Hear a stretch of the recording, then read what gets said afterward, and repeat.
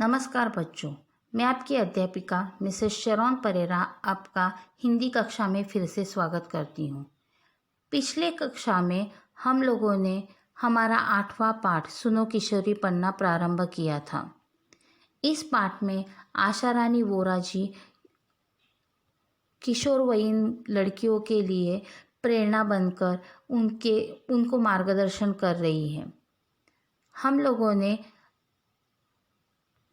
3 भाग पूर्ण किए हैं। अभी आगे चलते हुए देखते हैं। आपके पाठ्य पुस्तक का पन्ना क्रमांक 43 निकालिए। पिछले 3 भागों में हम लोगों ने देखा कि लेखिका की पुत्री सुगंधा की सहेली रचना के बारे में कि जिन्होंने अपने जीवन में क्रांति करने का निर्णय लिया है और वह क्रांति करते समय कुछ गलत ना कर बैठे, इसलिए लेखिका अपनी पुत्री सुगंधा को उसके बचाव में या उसके समझाने की कोशिश करने की प्रेरणा देती है। अभी आगे देखते हैं। आपके पाठ्य पुस्तक में ध्यान दीजिए। मैं पाठ का वाचन करती हूँ, ध्यान दीजिए।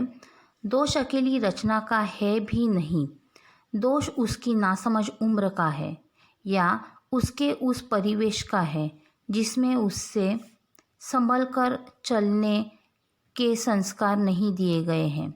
यह उम्र ही ऐसी है जब कोई भावुक किशोरी किसी युवक की प्यार भरी मीठी मीठी बातों के बहकावे में आकर उसे अपना सब कुछ समझने लगती है और कच्ची रोमानी भावनाओं में बहकर जल्दबाजी में मूर्खता कर बैठती है। पछतावा उसे तब होता है जब पानी सिर से गुजर चुका होता है। इस अल्लड़ उम्र में अगर वह लड़की अपने परिवार के स्नेह संरक्षण में मुक्त है, आज़ादी के नाम पर स्वयं को ज़रूरत से ज़्यादा अहमियत देकर अंतर्मुख हो गई है, तो उसके फिसलने की संभावना अधिक बढ़ जाती है। अपने में अकेली पड़ गई लड़की जैसे ही किसी लड़के के संपर्क में आती है, उसे अपना हमदर्द समझ बैठती है और उसके बहकने की, उसके कदम भटकने की संभावना और भी बढ़ जाती है। लगता है अपने परिवार से कटी रचना के साथ ऐसा ही है। यदि सचमुच ऐसा है तो मुझे और भी सावधानी से काम लेना होगा, अन्यथा उसे समझाना मुश्किल होगा। उल्टे तुम्हारी दोस्ती में दरार आ सकती है। एक अच्छी सहेली के नाते तुम उसकी पारिवारिक पृष्ठभूमि का अध्ययन करो। अगर लगे कि वह अपने परिवार से कटी हुई है तो उसकी इस टूटी कटी को जोड़ने का प्रयास करो। जैसे तुम मुझे पत्र लिखती हो, उससे भी कहो वह अपनी माँ को पत्र लिखे। अपने घर की भाई बहनों को बातों में रुचि ले। अपनी समस्याओं पर माँ से खुलकर बात करे और उससे सलाह ले। यदि उसकी माँ इस योग्य न हो तो वह अपनी बड़ी बहन या भाभी से निर्देशन ले। यह भी संभव न हो तो अपनी किसी समझदार सहेली या रिश्तेदार को ही राजदार बना ले।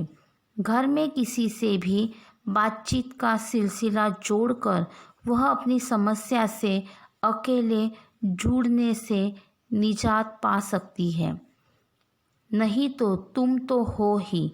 ऐसे समय वह तुम्हारी बात न सुने, तुम्हें झटक दे, तब भी उसकी वर्तमान मनोदशा देखकर तुम्हें उसकी बात का बुरा नहीं मानना है। उसका मूड देखकर उसका मन टटोलो और उसे प्यार से समझाओ। फिलहाल यहाँ तक देखते हैं। यहाँ तक के पाठ का स्पष्टीकरण मैं बताती हूँ। लेखिका की पुत्री सुगंधा की किशोरी सखी रचना ने अभी कॉलेज में प्रवेश लिया है। वहाँ एक सहपाठी की ओर आकर्षित हो जाती है। अभी लड़का और लड़की दोनों की आयु कम है। लेखिका अपनी पुत्री को उसे उचित मार्गदर्शन देने की प्रेरणा दे रही है। साथ ही साथ न छोड़ने का भी परामर्श देती है। किशोर अवस्था में बच्चे अपने साथियों पर कहीं अधिक विश्वास करते हैं।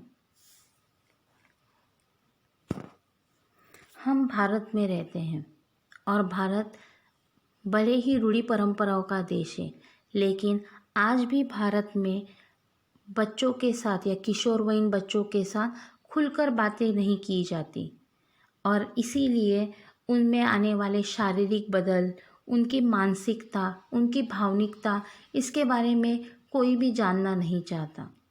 इसीलिए यह जानने का काम लेखिका आशा रानी वोरा जी ने किया है और इसीलिए वह कहती है कि दोष अकेली रचना का नहीं है, उसकी नासमझ उम्र का है, क्योंकि शरीर में आने वाले बदलाव, मानसिकता में आने वाले बदलाव के कारण ये बच्चे हैं वो बहक जाते हैं। उन्हें जो भी अच्छा या आकर्षित दिखता है वो उनकी तरफ बहुत ज़्यादा आकर्षित हो जाते हैं और उन्हें यह लगता है कि वह चीज़ मुझे मिलनी चाहिए। इसलिए लेखिका कहती है कि यह दोष उसके उम्र का है, जिसमें वह संभल कर चलने के संस्कार नहीं दिए गए।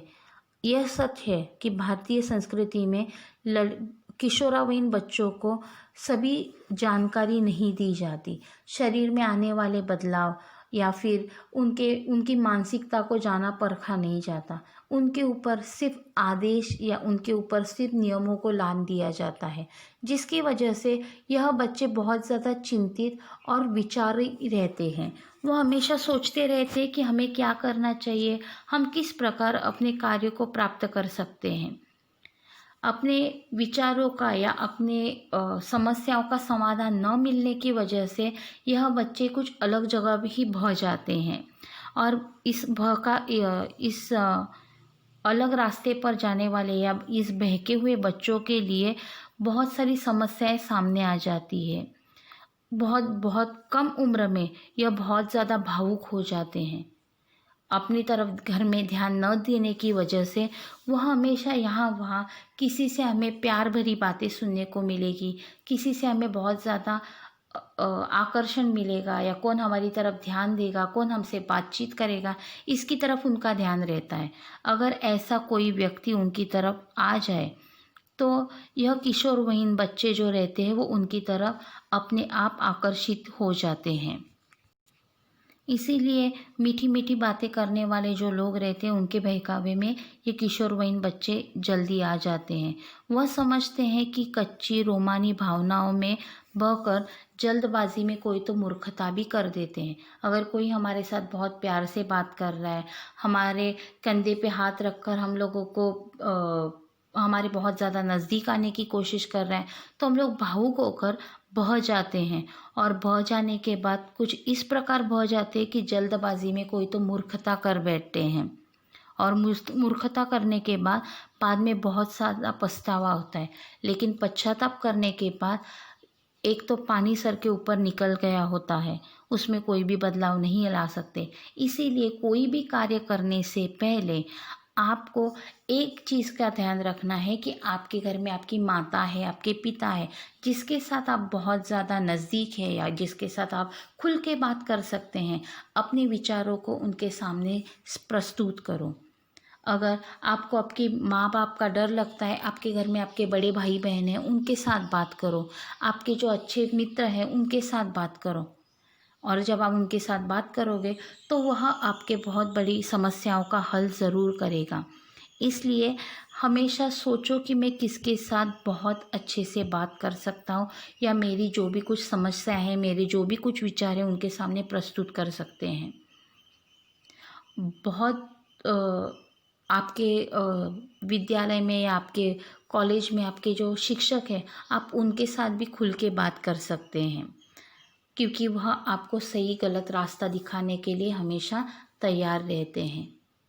लेकिन हमेशा कोई भी आपके मन में दुविधा है, उसको आपके नज़दीकी लोगों के साथ बांटने की कोशिश करो कि जो आपको उस समस्या का समाधान करके देंगे। आगे लेखिका अपनी लड़की को बता रही है कि अगर आपकी जो सहेली है वो पहले तो वो कम उम्र की है, अल्प उम्र की लड़की है, उसका अपने परिवार में किस वातावरण में रहती है वो देखो। वैसे देखा जाए तो आज के दौर में हर एक बच्चों को पूरी आज़ादी दी जाती है, लेकिन आज़ादी का मतलब ये नहीं कि आप कुछ भी कर बैठो। आज़ादी के नाम पर स्वयं ज़रूरत से ज़्यादा अंतर्मुख भी बन जाते हैं बच्चे। मतलब मुझे फ्रीडम दिया है, मैं कुछ भी कर सकता हूँ, मेरे मम्मी पापा का मेरे ऊपर बहुत ज़्यादा विश्वास है, लेकिन उस विश्वास में कभी भी दरार आए ऐसा कुछ भी मत करना। इसीलिए लेखिका कह रही है कि अगर आपको आज़ादी है तो उस आज़ादी का सही इस्तेमाल करना भी ज़रूरी है, क्योंकि ज़रूरत से ज़्यादा आज़ादी मिलने के बाद आपके कदम भटकने की संभावना बहुत ज़्यादा रहती है। नहीं, मेरे पापा मुझे कुछ बोलते नहीं, मुझे कुछ कहते नहीं, इसलिए कुछ भी करो, यह ज़रूरी नहीं है। एक बात याद रखो कि हम जिस परंपरा, जिस रूढ़ी में या जिस संस्कारों में पले बड़े हैं, उसमें किसी की उंगली उठे ऐसा कोई भी कार्य कभी मत करना, क्योंकि आपके माँ बाप आपसे बहुत ज़्यादा प्यार करते हैं, इसलिए वो आपको बहुत ज़्यादा आज़ादी देते हैं। लेकिन उस आज़ादी का मतलब ये नहीं कि आप उसका गलत इस्तेमाल करो। बाद में लेखिका यह भी कहती है कि आप आपके सहेली का या मतलब रचना का परिवार में किस प्रकार नाता है वो मालूम अगर नहीं है आपको, तो आप दोस्त बनकर उसे अच्छा बुरे का ज्ञान दे सकती हो, लेकिन यह देते समय उसको यह समझाना है, उसके ऊपर लादना नहीं है। तो अगर आप उसे समझाओगी तो आपकी दोस्त जो है वो उसके समस्या का समाधान पा सकती है। एक अच्छी सहेली के नाते आप उसकी पारिवारिक पार्श्वभूमि को देखो, उसको समझो और उसको बताओ कि आपको अगर ऐसा कुछ लगता है तो आप अपनी माँ के साथ पत्र व्यवहार करो। आज के ज़माने में तो आप फ़ोन भी कर सकते हैं। तो लेखिका अपनी पुत्री को बताती है कि उसे बताओ, जिस प्रकार मैं मेरी माँ से बात करती हूँ वैसे आप भी आपके माँ के साथ बात करो, आपकी हर एक समस्या का समाधान मिलेगा। अगर आपको आपकी माँ से बात करने में डर लगता है तो आपकी बड़ी बहन, भाई, इनको साथ बात करके आपके समस्या का समाधान आप पा सकती हो। कभी कभी आपकी सहेली का घर में किसी के भी साथ अच्छा व्यवहार नहीं रहता, तो यह आपकी जिम्मेदारी है कि सहेली होने के नाते अगर आपकी सहेली के साथ कुछ गलत हो रहा है तो उस गलती से उसको बाहर निकालो या उस गलती को और ज़्यादा बढ़ने से रोको। और इसीलिए लेखिका कहती है, उसका मूड देखकर उसका मन टटोलो और उसको प्यार से समझाओ, क्योंकि प्यार से समझने के बाद हर एक समस्या का समाधान मिल जाता है। इसलिए लेखिका अपनी पुत्री को बताती है कि आपकी सहेली रचना को समझाओ कि बहुत अच्छे से या अपने परिवार में सभी लोगों के साथ प्यार से रहो और आपको जो आज़ादी दी जाती है उसका गलत इस्तेमाल मत करना। उसका सही इस्तेमाल करके अपने परिवार को विश्वास में रखकर कोई भी कार्य करो। आपका परिवार अच्छा बुरा कार्य जो भी है वो आपको बताकर अच्छे कार्य में आपको साथ ज़रूर देगा। फ़िलहाल तो यहाँ तक ही, अगले क्लास में आगे का पार्ट देखते हैं। धन्यवाद।